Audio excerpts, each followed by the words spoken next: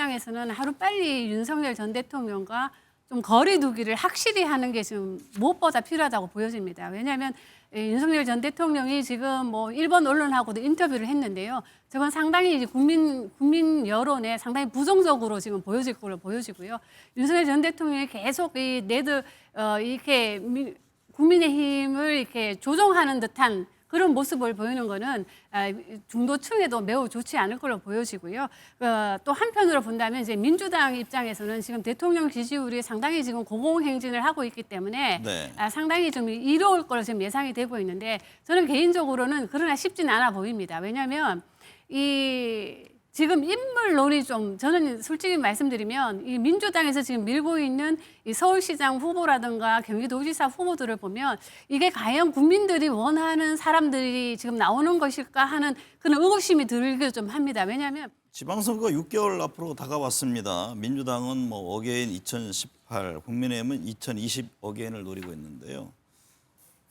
내년 지방선거의 핵심 변수, 흐름 어떻게 보고 계세요? 일단 뭐 수성하는 거 도전자 입장보다는 이제 수성하는 게 훨씬 좀 어려워 보이긴 하는데요. 지금 뭐 국민의힘 같은 경우에는 그러다 보니까 뭐 한쪽에서는 비대위 이야기도 좀 솔솔 나오고 있는데요.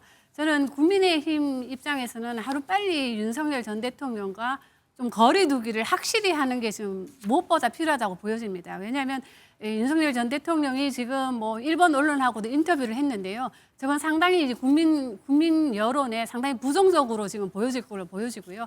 윤석열 전 대통령이 계속 이렇게 국민의힘을 이렇게 조종하는 듯한 그런 모습을 보이는 거는 중도층에도 매우 좋지 않을 걸로 보여지고요. 또 한편으로 본다면 이제 민주당 입장에서는 지금 대통령 지지율이 상당히 지금 고공행진을 하고 있기 때문에 네. 상당히 좀 이로울 걸로 지금 예상이 되고 있는데 저는 개인적으로는 그러나 쉽진 않아 보입니다. 왜냐하면 지금 인물론이 좀 저는 솔직히 말씀드리면 이 민주당에서 지금 밀고 있는 이 서울시장 후보라든가 경기도지사 후보들을 보면 이게 과연 국민들이 원하는 사람들이 지금 나오는 것일까 하는 그런 의구심이 들기도 좀 합니다. 왜냐하면 국민들은 지금 이 민주당의 같은 경우에는 좀 객관적으로 볼 때 이 지지층이 생각하는 민주당이 해야 할 일과 그리고 이 민주당의 구성원들이 생각하는 간에는 상당히 큰 괴리가 지금 있어 보이거든요. 네. 그렇다 보니까 저는 이 민주당도 승리하기 위해서는 뭔가 좀 새로운 인물을 좀 발굴을 해야 되지 않겠느냐. 그리고 우리가 뭐 남의 나라 이야기라고는 하지만 미국에서 이 뉴욕시장으로 승리한 만난이도 있지 않습니까? 그런 것처럼 뭔가 개혁적이고 정말 생각지도 못한 그런 인물을 지금 내보내야 되지 않겠냐는 생각이 드는 게 대통령 지지율이 지금 이렇게 높게 나오고 있는 이유 중에 딱 하나입니다. 왜냐하면 대통령에 대해서 우리 국민들이 우려했던 것이 바로 트럼프와의 관계였는데요. 근데 트럼프와의 관계에서 너무나도 케미가 두 분이 잘 맞는다는 걸 국민들에게 보여줌으로써 우리가 국민들에게 상당한 신선한 충격을 줬거든요. 네. 그렇다면 민주당 입장에서도 이번 선거에서 정말 어게인 2018년을 하기 위해서는 뭔가 국민들이 생각지도 않은 좀 신선하고 좀 파괴적인 그런 인물들이 좀 나와야 하지 않을까 그런 생각이 좀 듭니다. 민병덕 의원님, 민주당 서울시장 후보로 지금 뭐 앞서 출연했던 박홍근 의원, 박주민, 서용교, 전현희, 정원호, 성동 부천장까지 여러 명의 후보가 거론됩니다. 뭐 총노야 비서실장 얘기까지 나오고요. 민주당으로서는 서울시장 탈환이 중요한 과제잖아요. 어떤 네네. 인물이 후보가 돼야 될까요? 우리 김미연 소장님 말씀하셨는데 거기에 이어서 좀 말씀을 드리면 네. 저희가 뭐 여론상으로는 유리하고 지금 그리고 국힘당이 윤석열 대통령과 아직 절연하지 못하는 이런 구조적 속에서 유리한 건 맞습니다. 네. 그런데 이건 결국은 민심이거든요. 민심의 입장에서는 국민들이 체감할 수 있는 그런 부분을 긁어주는 것이 되느냐 마느냐의 문제거든요. 부동산의 문제, 민생 경제의 문제, 그리고 새로운 정책의 문제 이런 문제들이 나서야 되는데 지금 후보들이 과연 그 모습을 보이느냐 안 보이느냐가 핵심이 될 거라고 보고요. 네. 그러니까 저는 그 모습을 보이는 사람, 특히 서울시장 같은 경우는 서울 시민의 지금의 문제를 어떻게 해결할 것인지를 설득력 있게 설파하는 사람이 돼야 된다고 보고요. 네. 그렇게 봤을 때 지금 나오신 뭐 김영백, 정원호 의원님이야 이 두 분은 이제 구청장을 아주 잘했던 의원님으로 평가받는 거 아닙니까?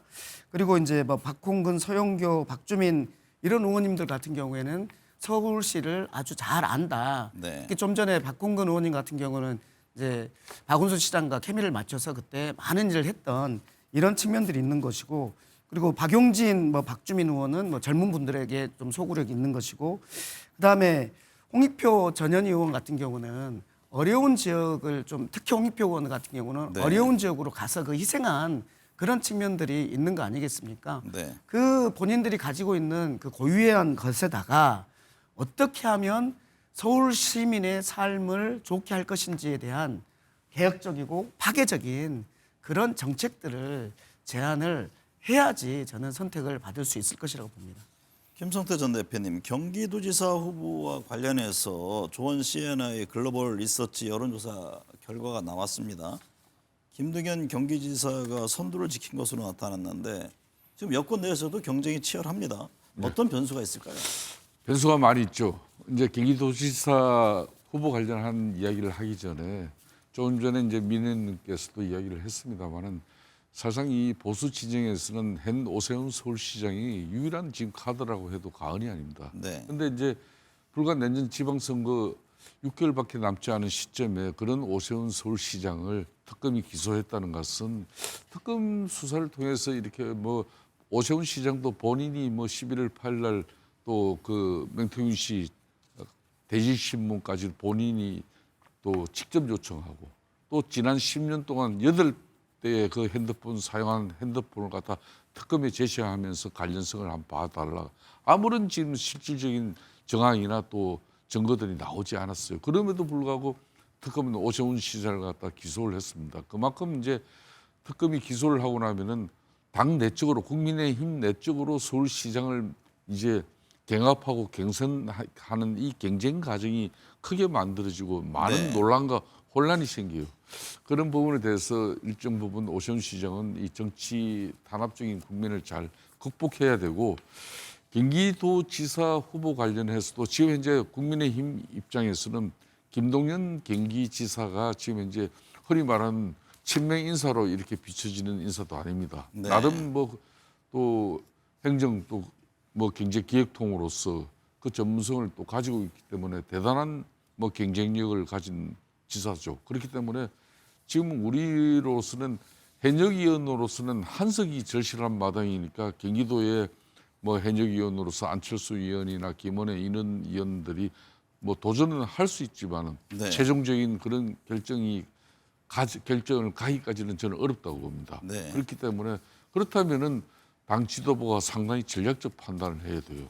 그런 전략적 판단의 후보를 경쟁력을 가지고 이렇게 이제 김동연 지사하고 맞붙는 그런 그림을 만들어야 될 것인데 네. 아마 지금 현재 뭐 지방선거 기획단뿐만 아니라 장동혁 대표 입장에서도 그런 전략적 판단에 대해서 깊은 고민을 하고 있는 것으로 알고 네. 있습니다.